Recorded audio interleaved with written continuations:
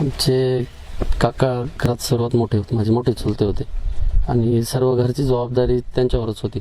आजोबाला 3 ते 4 वर्ष झालं पॅरालिसिस झाले होतात, ते अंथरुणातच पडून होते आणि शेती 3 एकर आहे, आजोबाच्याच नावावर आहे. प्रत्येक एक एकर येते सगळ्यांना आणि शेतीशिवाय दुसरं काही उपजीविकेचं साधन नाही. रोजमजुरी असेच लागेल ते काम करत गेले, पण या पावसामुळे सर्व काही बंद आहे.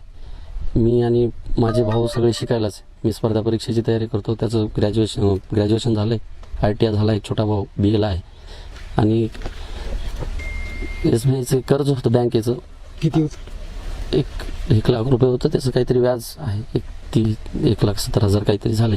त्याच्या नोटीस घरी आल्या होत्या. त्याचं एक आणि बचत गटाच्या माध्यमातून एक कर्ज घेतलं होतं 50,000 रुपयाचं. त्याच्यात एक गाय घेतली होती दुधाचा व्यवसाय करण्यासाठी. ती गाय या पावसामुळे तिला आजारी पडली आणि मेली. तर त्या मायक्रो फायनान्सचे हप्ते होते आणि बँकेच्या नोटिसा वरच्यावर येऊ लागल्या. बाबाचं आजारपण होतं आणि करणारा माणूस एकटाच होता आणि ह्या पुरामुळं सततच्या यात पूर आलाय. येत आता तुम्हाला सगळं प्रत्यक्षात पाहताय, तुम्ही दाखवताय. हे अशा परिस्थितीत आता काय उत्पन्न येणार आहे आणि एवढंच उपजीविकेचं साधन आमचं. तर आम्ही शिकाऊ असल्यामुळं आम्ही बेरोजगारच आहे. आमचं काही काम नाही, काही नाही. कधी लागलं तर ते आम्हालाच लागणार.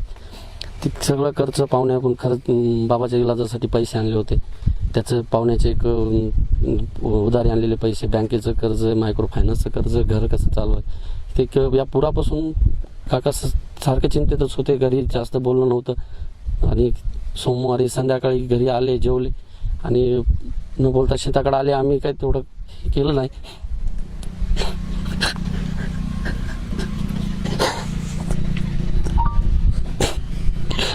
आणि ते आले. मी नांदेडहून क्लासवरून आलो होतो नेमकंच.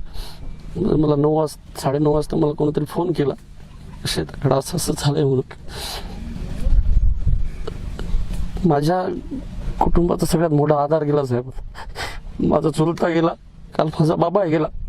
त्यामुळे आता आमच्यावर जी परिस्थिती आलेली आहे ती अत्यंत भयानक झाली. बघा, मला असं स्वप्नातही विचार करू नये की ही परिस्थिती कोणावर यावी.